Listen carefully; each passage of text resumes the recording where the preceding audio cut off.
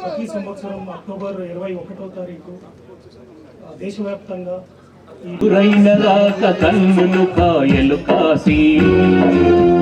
Siddipet police commissionerate లో కూడా ఈ సంవత్సరం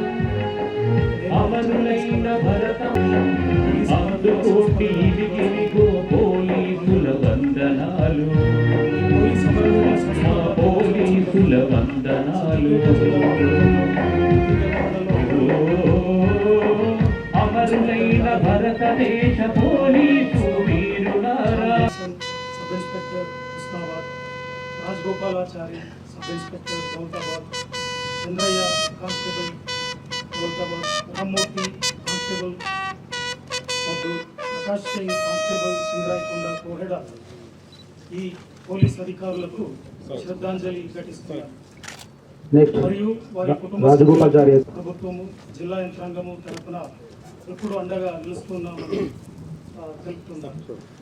21 అక్టోబర్ తర్వాత శ్రీ దీనమ్మ పద్మావతి గారు, చంద్రయ్య కానిస్టేబుల్ గారి యొక్క కుటుంబ సభ్యులు లదాఖ్ ప్రాంతంలో హాట్ స్ప్రింగ్ లో చైనా సరిహద్దులో విధులు నిర్వహిస్తుండగా చైనా కౌశల్య గారు పిసి గారి యొక్క సతీమణి గారిని దాదాపు 10 మంది వరకు హతమార్చినారు.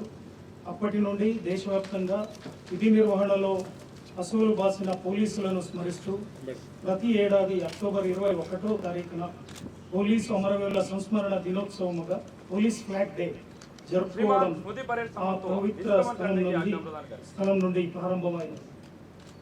ఈ లదాఖ్లో ఈ హాట్ స్ప్రింగ్ అని ఏదైతే ఉందో అక్కడ ప్రతి సంవత్సరము దేశవ్యాప్తంగా ప్రతి స్టేట్ పోలీస్